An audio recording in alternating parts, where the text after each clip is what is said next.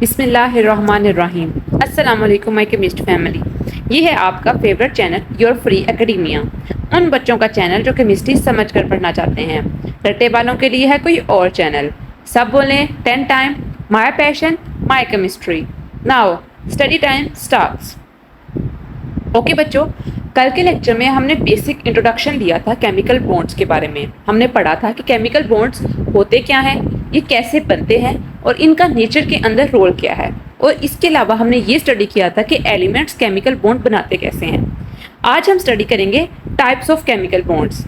Okay बच्चों, suppose हमारे पास कोई एक एलिमेंट है, जैसे हम सोडियम ले रहे हैं अपने पास एक एलिमेंट। सोडियम की अगर हम शेल्स बनाएं या उसका एक एटम की स्ट्रक्चर बनाएं तो हमारे पास कैसे आता है। दरमियान में हमारे पास न्यूक्लियस होते हैं, उसके इर्द गिर्द हमारे पास शेल्स होती हैं। 3 शेल्स होती हैं हमारे पास सोडियम की। कैसे? फर्स्ट शेल के शेल जिसके अंदर हमारे पास 2 इलेक्ट्रॉन्स होते हैं। देन हमारे पास होती है एल शेल जिसके अंदर 8 इलेक्ट्रॉन्स होते हैं। जो लास्ट शेल होती है उसके अंदर ओनली 1 इलेक्ट्रॉन होता है। जो लास्ट शेल होती है जिसके अंदर हमारे पास इलेक्ट्रॉन होते हैं, हम उस शेल को क्या कहते हैं? उस शेल को हम कहते हैं वैलेंस शेल। ठीक है बच्चों, उसको हम वैलेंस शेल कहते हैं। अब हमने कल पढ़ा था कि जो वैलेंस शेल के इलेक्ट्रॉन्स होते हैं हमारे पास, वो इस चीज़ में हेल्प करते हैं कि वो अपने इलेक्ट्रॉन्स दें या लें। कैसे? देखो बच्चों, जो हमारे पास इनर शेल के इलेक्ट्रॉन्स है, जैसे हमारे पास के शेल के अंदर 2 इलेक्ट्रॉन्स है। अब जो सोडियम है वो अपने इनर मोस्ट शेल के इलेक्ट्रॉन्स तो नहीं लूज करेगा, वो जो इसके पास आउटर मोस्ट शेल के अंदर जो आखिरी शेल के अंदर इलेक्ट्रॉन्स है उनको रिमूव करने की कोशिश करेगा।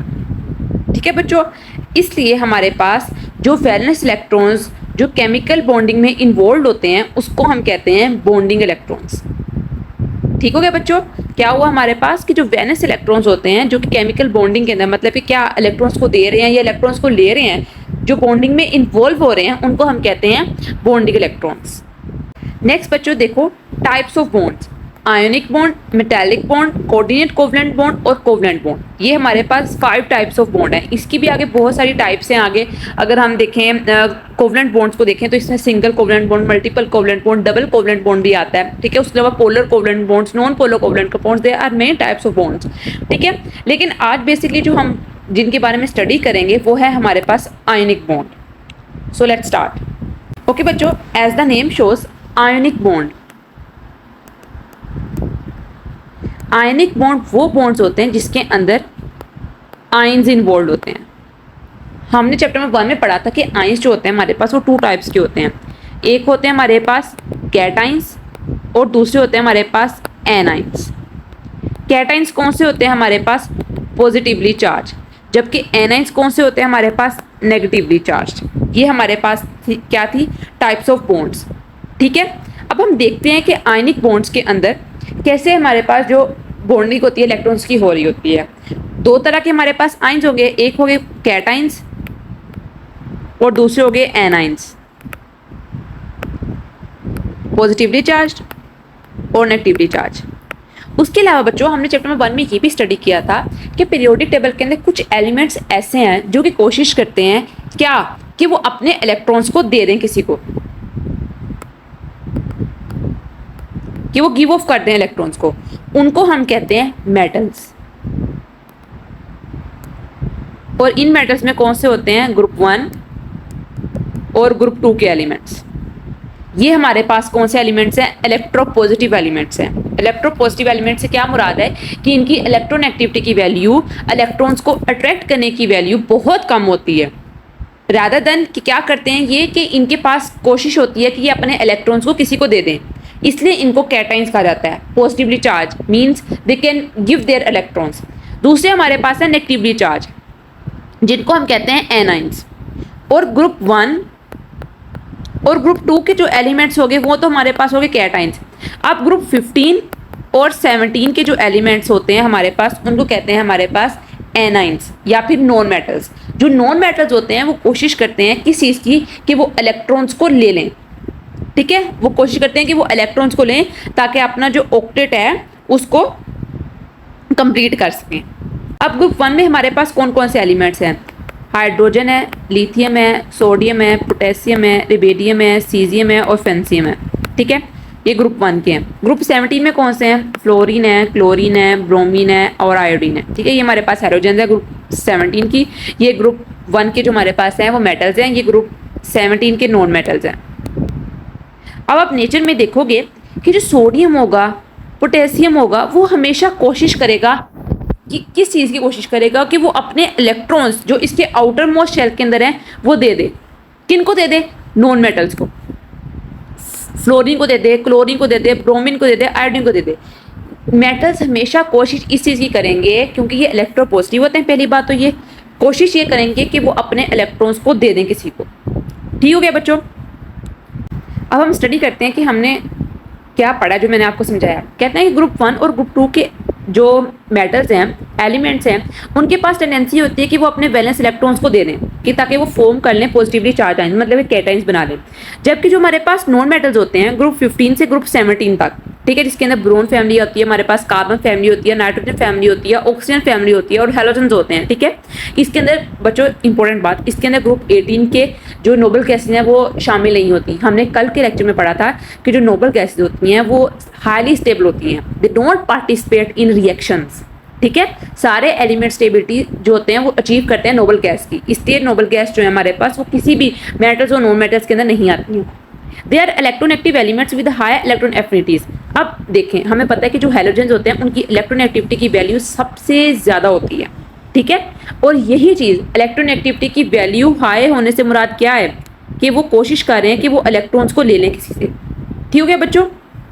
नेक्स्ट वो कह रहे हैं if atom belonging to two different groups metals and non metals they are allowed to react a chemical bond in form। मैंने वही बताया कि आप एक जगह सोडियम के आयंस रख दो, एक जगह क्लोरीन के आयंस रख दो, तो वो दोनों कोशिश करेंगे कि वो बॉन्ड बना लें।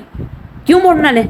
जो सोडियम होगा बीइंग मेटल वो कोशिश करेगा कि अपने इलेक्ट्रॉन्स दे दे क्लोराइड को, और जो क्लोराइड होगा वो कोशिश करेगा कि वो सोडियम से अपने इलेक्ट्रॉन ले ले, एक इलेक्ट्रॉन ले ले, अपना ऑक्टेट कंप्लीट कर ले। ये एग्जाम्पल हम नेक्स्ट में अच्छी तरह समझेंगे। तो बच्चों क्या हुआ कि जो हमारे पास कंप्लीट ट्रांसफर हुआ इलेक्ट्रॉन्स का एक एटम से दूसरे एटम के दरमियान, उसको हमने कहा आयनिक बॉन्ड, और ये आयंस के दरमियान हुआ। ठीक है बच्चों, the complete transfer of electrons, ठीक है, from one atom to another atom is called ionic bond. Okay बच्चों, ये मैंने आपकी बुक से ही एग्जांपल ली है, हम देख लेते हैं। मैंने पिक्चर वहाँ से स्क्रीनशॉट लिया था और इसके अंदर रख दिया था कि हम देख लें अच्छी तरह। 2Na + Cl to 2NaCl, ये रिएक्शन हुआ है सोडियम का क्लोराइड के साथ। ठीक है, किस तरह रिएक्शन हुआ है? जो हमारे पास सोडियम होता है ना, हमारे पास उसका चार्ज क्या होता है? 11, जबकि जो क्लोराइड होता है उसका चार्ज होता है 17। ठीक है, आप इसकी इलेक्ट्रॉनिक कन्फिगरेशन आप देख लो। सोडियम की क्या है? 1s2, 2s2, 2p6 और 3s1।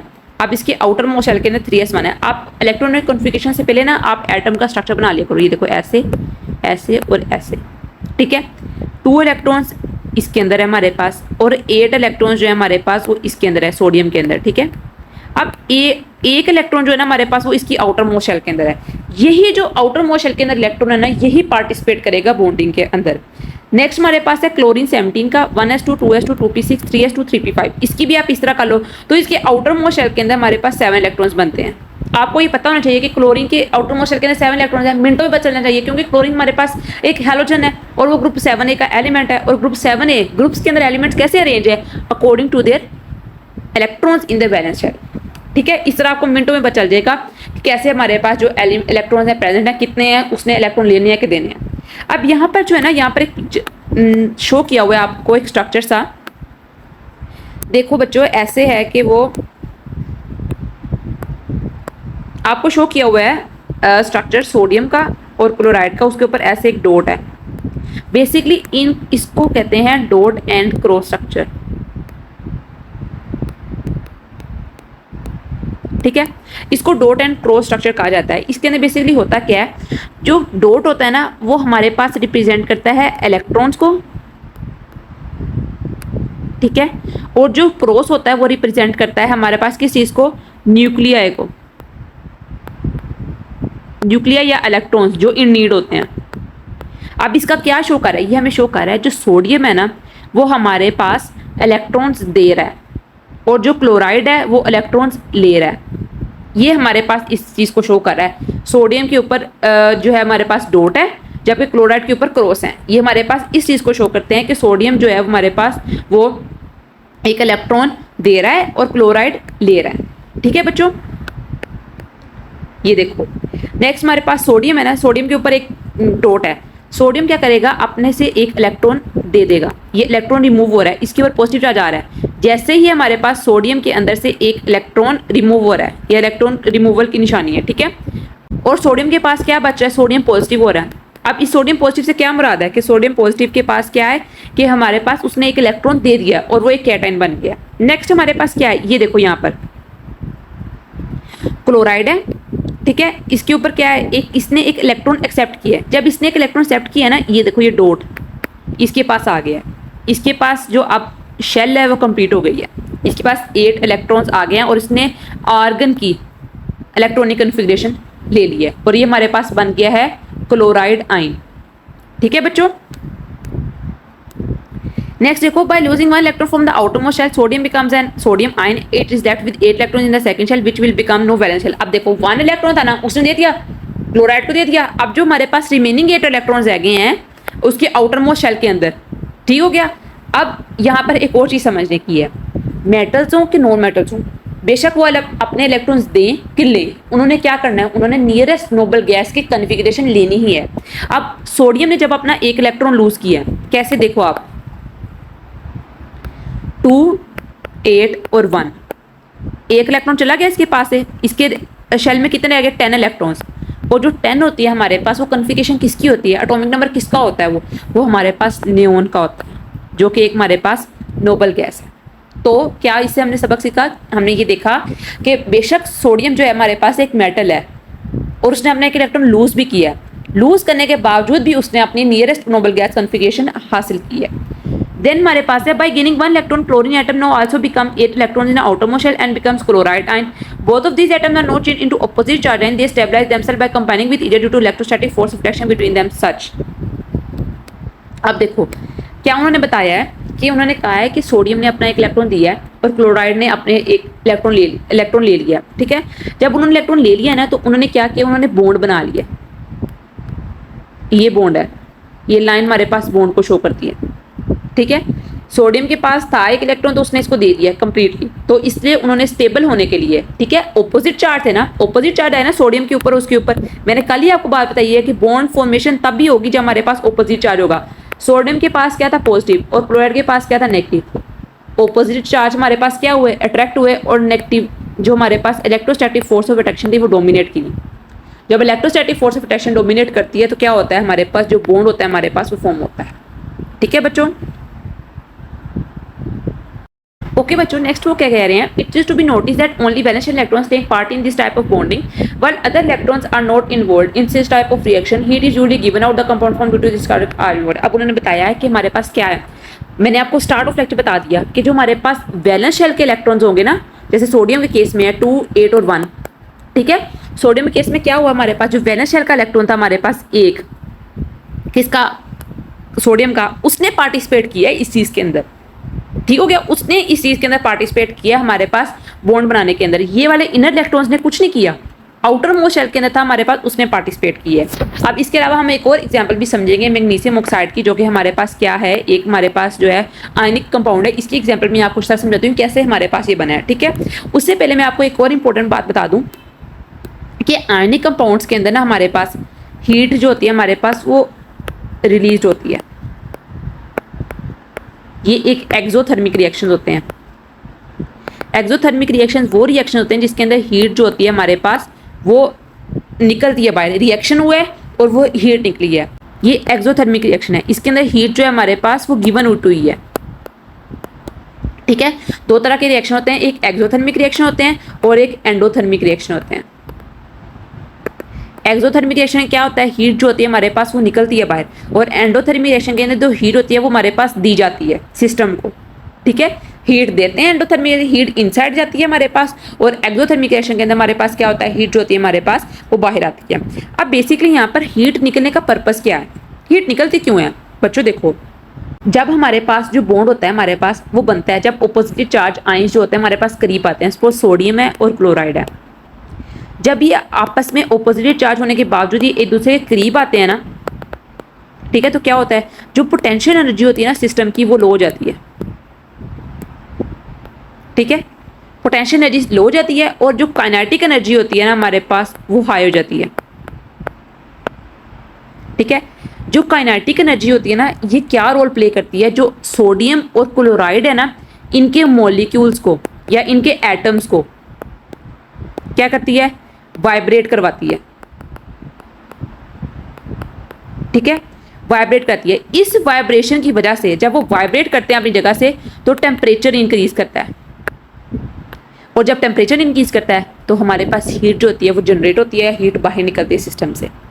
ठीक हो गया बच्चों, ये बहुत इंपॉर्टेंट मैंने आपको कॉन्सेप्ट समझाया है, इसको अच्छी तरह समझना है, ये आगे जाके आपके फर्स्ट या सेकंड ईयर के अंदर भी घूमना है कॉन्सेप्ट। ठीक है, क्या होता है हमारे पास कि जब ऑपोजिट चार्ज एक दूसरे के करीब आते हैं, क्लोजली अट्रैक्ट होते हैं, तो पोटेंशियल एनर्जी होती है हमारे पास वो लो हो जाती है सिस्टम की, काइनेटिक एनर्जी होती है वो ज़्यादा हो जाती है।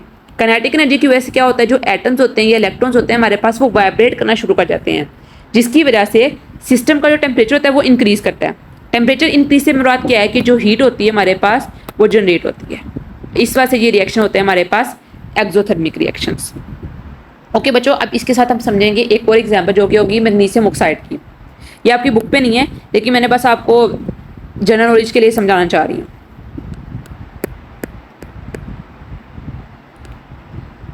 ओके बच्चों, देखो हमारे पास है मैग्नीशियम। मैग्नीशियम के ऊपर चार्ज क्या होता है, एटॉमिक नंबर क्या है 12। ठीक है, तो 12 से मुराद क्या है, इसकी इलेक्ट्रॉनिक कन्फिगरेशन करो 2, 8 और 2। इसका मतलब क्या है कि ये सेकंड ग्रुप का एलिमेंट है। ठीक हो गया। अब इसके आउटर मोस्ट शेल के अंदर हमारे पास 2 इलेक्ट्रॉन है। अब देखो आप पूछोगे मैम इसने डुप्लेट रूट तो फॉलो किया है, नहीं बच्चे इसने डुप्लेट रूट फॉलो नहीं किया। सिर्फ हमारे पास के शेल होती है जो डुप्लेट रूट फॉलो करवाती है, उसके अंदर सिर्फ 2 इलेक्ट्रॉन्स आ सकते हैं। ये के शेल है हमारे पास, इसके अंदर ये एल शेल है। ठीक है, फिर आगे एम शेल, इस तरह हमारे पास ये आगे एडवांस पता होगा चलती रहती हैं। अब इसने अपने 8 इलेक्ट्रॉन्स तो फिल करने हैं। अब ये 6 इलेक्ट्रॉन्स इसके लिए लेना बहुत मुश्किल है कि अपना ऑक्टेट कंप्लीट करे, तो वो क्या करता है कि अपने जो इसके पास 2 इलेक्ट्रॉन्स है ना वो दे देता है किसी को। ठीक है, अब इसके पास ये 2 इलेक्ट्रॉन्स देना बहुत आसान है कि वो किसी से ले पहले फिर अपना ऑक्टेट कंप्लीट करे, ये मुश्किल है उसके लिए। उसने कहना है कि नहीं मुझसे 2 इलेक्ट्रॉन ले लो। ये कल मैंने आपको एक प्रिंसिपल समझाया था कि हमारे पास अगर 1, 2 और 3 इलेक्ट्रॉन्स हो ना आउटर मोस्ट शेल के अंदर, तो वो इलेक्ट्रॉन अपने देंगे, किसी को दे देंगे कि you can take it, you can have it. ठीक है, लेकिन अगर उसके पास 5 या 5 से ज़्यादा होंगे तो वो लेंगे, आई वांट देम। ठीक है, वो लेंगे उनसे कि हमें दे दो, हम अपना ऑक्टेट आसानी से कंप्लीट कर सकते हैं। ठीक है, ये कल के लेक्चर का मैं लिंक डाल दूंगी डिस्क्रिप्शन में, आप लोग अच्छी तरह सुन लेना उसको। ठीक है, ताकि आपको ये वाला आज का लेक्चर भी, हर लेक्चर जो होता है ना हमारे पास वो पिछले से रिलेटेड होता है, क्योंकि हम एक ही कॉन्सेप्ट लेके जा रहे हैं कि केमिकल बॉन्ड्स कैसे बन रहे हैं। मैं ऐसे ही बताऊंगी कि मैंने पहले बताया हुआ, तो आपको पिछली वीडियो लाजमी देखनी पड़ेगी। ठीक है बच्चों, सो अब हम देखते हैं ऑक्सीजन का। ऑक्सीजन का एटॉमिक नंबर क्या होता है 8, 2 और 6। अब देखो इसके पास हमारे पास क्या है, इसके पास 2 इलेक्ट्रॉन्स की डेफिशिएंसी है।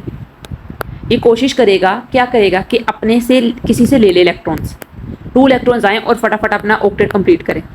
अब ये कोशिश करे कि अपना 6 इलेक्ट्रॉन्स पहले किसी को दे फिर अपना डुप्लेट कंप्लीट करे, it would be more difficult. ठीक है, तो वो क्या करेगा, किसी से 2 लेगा, और वो किससे लेगा हम समझ लेते हैं कि उसने मैग्नीशियम से ले लिया। और कैसे लिया है अभी समझते हैं हम। ये हमारे पास है मैग्नीशियम। ठीक है, मैग्नीशियम के ऊपर क्या थी हमारे पास इलेक्ट्रॉनिक कन्फिगरेशन, हमारे पास थी 1s2 2s2 2p6 3s2 हो गया। ये देखो मैग्नीशियम ने दिए अपने 2 इलेक्ट्रॉन्स। ठीक है, तो इसके ऊपर 2 पॉजिटिव हो गया। ठीक है, ये हो गया हमारे पास। देन हमारे पास अगर लेते हैं हम ऑक्सीजन, ऑक्सीजन ने क्या किया हमारे पास, ऑक्सीजन ने ले लिए 2 इलेक्ट्रॉन, तो ये बन गया ऑक्सीजन 2 नेगेटिव। ठीक है, अब क्या हुआ हमारे पास, मैग्नीशियम और ऑक्सीजन ने आपस में बना लिए बॉन्ड। इसका भी ऑक्टेट कंप्लीट हो गया, इसने अपने इलेक्ट्रॉन पूरे इसको दे दिए, इसका भी ऑक्टेट कंप्लीट हो गया। ठीक है, अब आपको पता होगा कि मैग्नीशियम +2 है और ऑक्सीजन 2- है, तो ये हमारे पास MgO मैंने कैसे बनाया है, ये मैंने चैप्टर 1 में आपको बताया था केमिकल फॉर्मूला कैसे लिखे जाते हैं। जो वैलेंसीज होती हैं हमारे पास वो क्या होती हैं, वो इंटरचेंज हो जाती हैं, और जब सेम वैलेंसीज हों और चार्ज ऑपोजिट हों तो हमारे पास वैलेंसीज जो होती हैं हमारे पास वो कैंसिल हो जाती हैं, और इस वजह से मैग्नीशियम ऑक्साइड हमारे पास एक आयोनिक कंपाउंड है, और वो कैसे बना है ये मैंने आपको बता दिया। ठीक है बच्चों, ओके बच्चों, आज के लिए इतना ही। कल तक के लिए अल्लाह हाफिज़, टेक केयर, बाय। और चैनल को भी लाजमी सब्सक्राइब कर दें।